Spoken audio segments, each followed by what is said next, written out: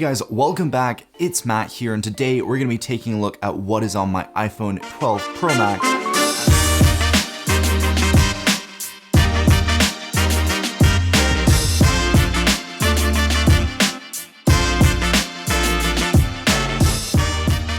And before we go into the software, I just want to say that the actual case I'm using right now is the official Apple Silicon in product red. And honestly, I kind of like it. It's a bit overpriced, but it does have the MagSafe, which makes it a little bit stronger with MagSafe accessories. So in my car, I have a car mount. And so with this case, it just grips that little bit more and it stops it from falling off. So that's something I like about it. Another thing is the soft touch. I absolutely love how this feels. And yes, it does get a little bit gross, especially when your hands are kind of greasy, to be honest, like it is now.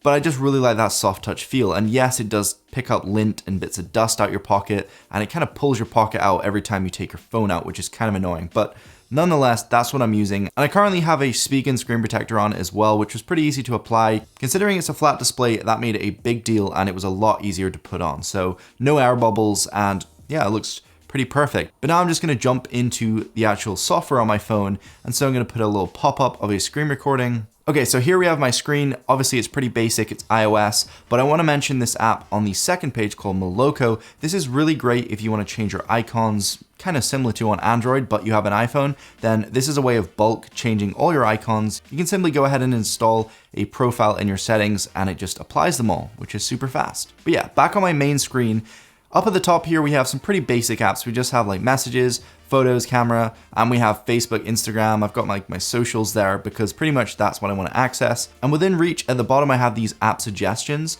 So the bottom two rows actually fluctuate depending on what I'm doing. So the time of day and the place I'm at, that determines which apps are in there. So right now I'm at home, so it's showing me eBay, my Trading 212, the app Gimdao, which actually controls my door lock, and it's also showing me Amazon as well in case I want to order some packages. But when I get in my car, it changes and shows me maps and other things like that. So yeah, overall, I'm really liking these widgets. I also have a stack widget here, which is currently the calendar, but I can swipe through that. And I've got my health app, which is hooked up to my watch. And then I've got some playlists from Apple Music as well as my weather. So there's some flexibility in terms of what you can do with iOS 14, but again, not too much. That's pretty much my main screen. And on Android, I would have loads of widgets and things going on, but there's just not much going on, honestly. But I like it like that. It's nice and simple, and I'm trying to become sort of a minimalist, or just keeping things simple in my life anyway. Jumping over to the second screen, I have a bigger weather widget. This one is also scrollable, so I can scroll up and then see the battery life of my Apple Watch and also of my AirPods Pro. So any device that connects to my iPhone, I can see the battery life there. And if you're curious about how to make a stackable widget set, you can just go ahead and grab another widget and drag it on top. Now they have to be the same size, but as long as they are, you just drag it on, you can pretty much have as many as you want, and they just are able to scroll through like that, which is really nice. So I can see my Spotify playlist and a bigger version of my calendar as well. But then down below, I have some of my most used apps. Now I've tried to remove as many as I can and put them in the app drawer, which is kind of nice. It's over here. So this is the latest edition of iOS 14. I don't really jump in there too much. I mainly just use the Spotlight search, but these are some of my main apps. So the first folder is photos and video. Lightroom is my go-to in terms of photography. If I want to edit a photo, then I jump in there and I really like it. I didn't use this on Android. I was more of a Snapseed person, but since coming to the iPhone, I've switched to Lightroom. And I really like it. There's a lot more you can do in there. Obviously, Snapseed does have some specific features, that's why I kept it, but Lightroom is just overall pretty nice, and I'm really familiar with Adobe stuff, so it overall just syncs really well, and I like Lightroom a lot.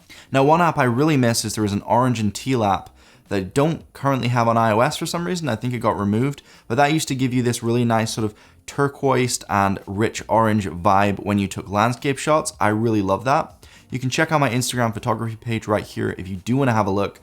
But other than that, I have Remini. That's an app which increases the quality of your photos using AI.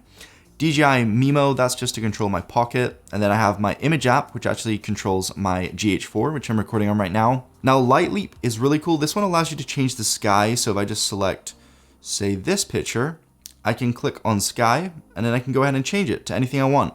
And some of them work, some of them don't, depends. Like this one looks pretty good. But overall, I pretty much just use it for that. There's so many features in here for editing, but I mainly just use the Sky one. It is paid, but it's pretty cheap.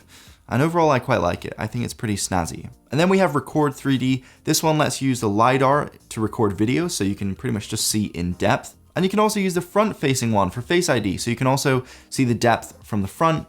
It's actually pretty cool. Let me just show you. So we jump in, that's what it looks like right now. And then on the front, pretty snazzy, right? So yeah. And then we have Filter, which has just got some really nice presets for Lightroom, which you can export. So if you want to check that out as well. Then I have just some stuff for university, like my Microsoft Office, and then I have my shoes. So if I want to buy some shoes, I've got some Nike and Adidas apps in there.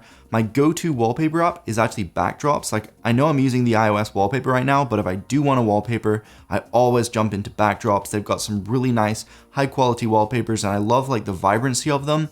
It looks really good on this OLED display. Go check it out if you want some nice wallpapers for free. And then there's utilities, where I throw all of the iOS apps that I kind of want access to, but then I also don't want to delete or hide. And then on my second page here, I have a Tile app, which tracks my keys and my wallet. My Bose app, I've got an app for my car, and obviously just Geekbench. But yeah, other than that, I've just got some money apps like banking, my Google apps, and then obviously some apps for entertainment like Netflix and Play Movies. And then you have Night Sky. Night Sky is awesome. I love going for late night walks, looking up at the stars when it's a clear night, and just appreciating the world and the universe. And so if you get this app, you can go ahead and learn a little bit more about it. So it does use your gyroscope in your phone, and you can point it around, and you can basically just learn things about the universe. And there's this new mode which uses AR. So you can actually go ahead and blend the night sky in. Obviously I'm in my room, but you can blend this in with outside, and the stars actually match up. So super cool if you want to actually click and just be like, see that star right there? And then learn a bit more about it, how far away it is, whatever it might be. This is just really cool. And honestly, they didn't have one as good as this on Android, so that's something I really like. But yeah, other than that, that is pretty much all I have on my device. They're just my two main home screens. I've got the iOS wallpaper.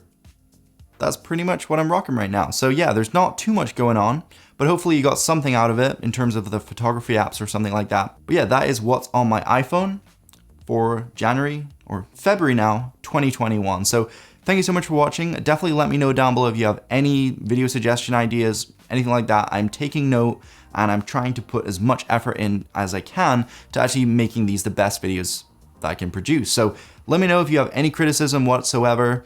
Definitely do hit the like button down below, or if you didn't like the video, hit the dislike button twice. Thank you so much for watching. Peace.